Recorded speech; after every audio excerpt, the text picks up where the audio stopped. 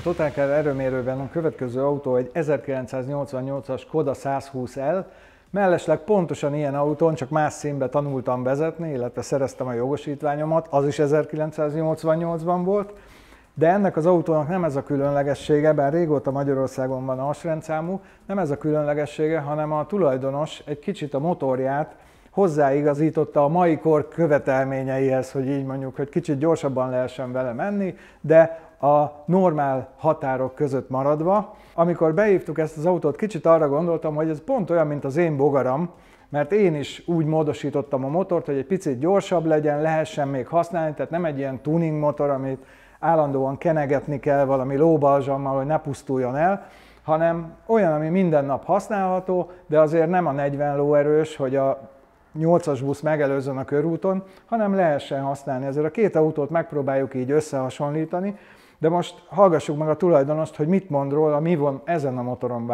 változtatva.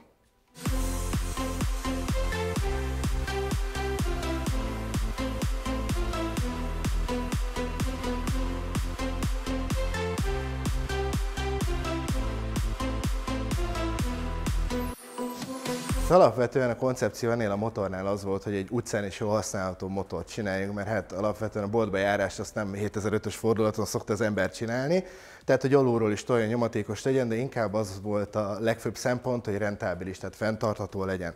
Tehát, hogyha bármi széthullik benne a rendeltetésszerű tönkretétel során, akkor csereszabatos legyen. A motor az egy 1.3-as Felicia maga a blokktömb, ez kapott egy cseh motorsportos főtengelyt, és akkor most így elkanyarodva, hogy a rentabilitás terén ez majdnem megegyezik az 1.4-es Fabiának a főtengelyével, ami azt jelenti, hogy ez már egy 78-as lökedet tud. A furat az 79-es lett, gyakorlatilag ez már a plafon közelébe van, és Škoda furat átmérőben, mert 80-nál azért már ilyen hengerrepedéstörés, stb. Minden előfordul. 20 000 km van a motorban, úgyhogy a 79-es hüvely az jónak működik, széria hajtókarok vannak rajta, Audi dugattyúk, titok a méret, pontosság, stb. Mindenki gyártotta.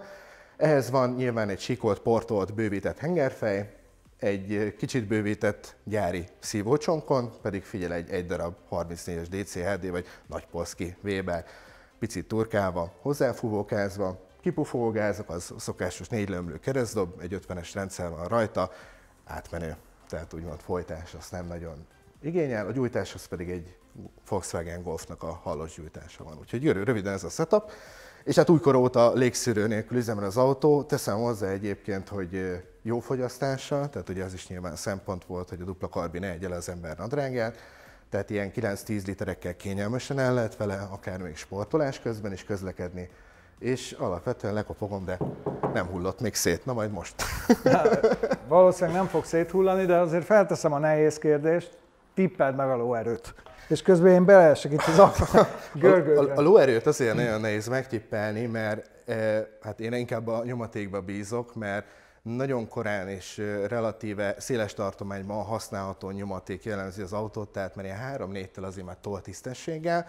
Viszont 7 fölött már nincs nagy cirkusz. Én azt gondolom, hogy a 80 plusz lóerő az szerintem egy realitástól elmozgó jósás, és inkább a nyomaték azt ilyen 145 fölé várnám. Azért a köbcentiből mindenben az ügy elvárható lenne. Jó, akkor nem térsz ki, mondj egy lóerő értéket. Legyen mondjuk 88, mert 88-as az autó. Tehát 88 lóerőre tippeled, 140 Newtonméter körül. Én erre nem is tippelek, mert akkor direkt azt mondanám, hogy sok, és akkor kevesebb lesz, kesereghetnénk rajta, de most megmérjük, megtudjuk. Legyen így, kíváncsi vagyok.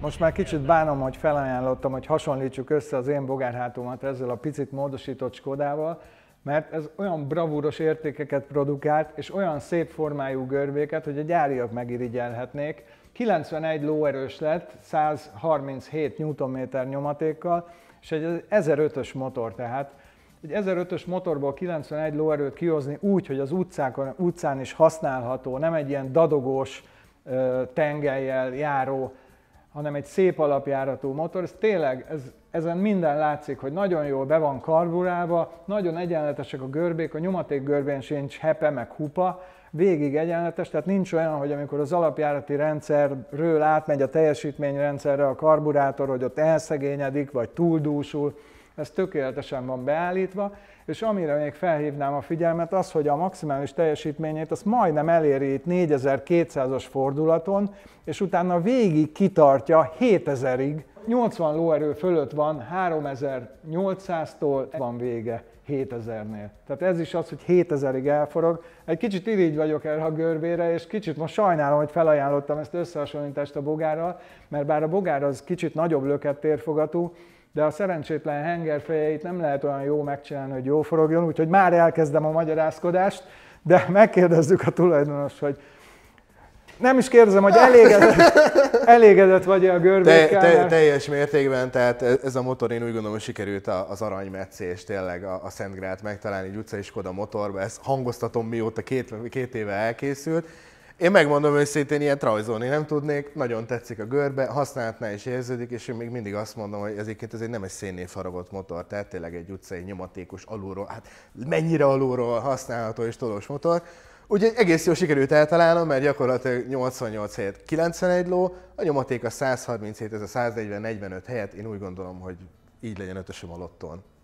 Ja, ehhez nem tudok mit hozzáfűzni, csak az, hogy kiparkolsz vele, a parkolba kiszúrom a nézzük meg! Köszönjük, hogy elhoztad. Nagyon szépen köszönöm a lehetőséget.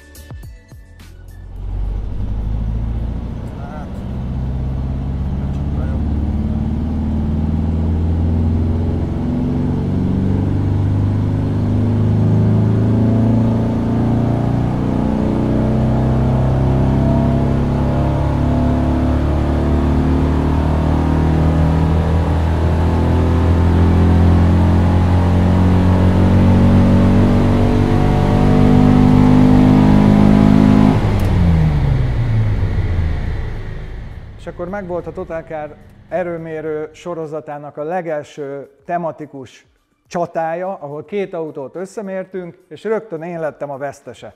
De ennek így kell lenni, valószínűleg ezt osztotta ki nekem a sorcs, és tényleg azt mondtam, hogy egész boldog lennék, hiszen ide tippeltem a saját autóm lóerejét, 70 és 90 közé, lett 86, akkor, ha nem lett volna itt az előbb egy sokkal kisebb lökettérfogatú Skoda, akkor boldog lennék. Egyébként, ha ránézek a görbéimre, igen, itt alul van egy nagyon pici beszakadás, valószínűleg ezt fúvókázással ki tudom játszani, ha rátennék egy műszert.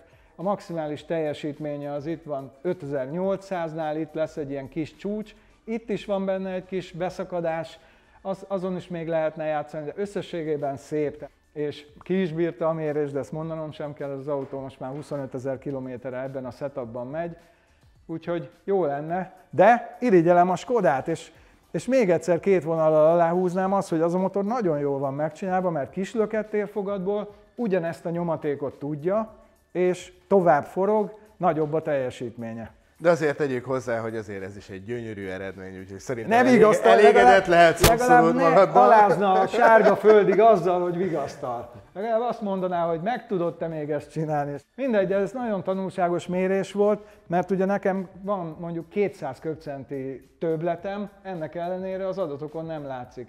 Nyilván, ha megyünk vele, az enyém sokkal jobb, csak itt nem látszik. Na, köszi, hogy megvártad. Én is nagyon szépen köszönöm, és örültem neki, és ne legyél szomorú.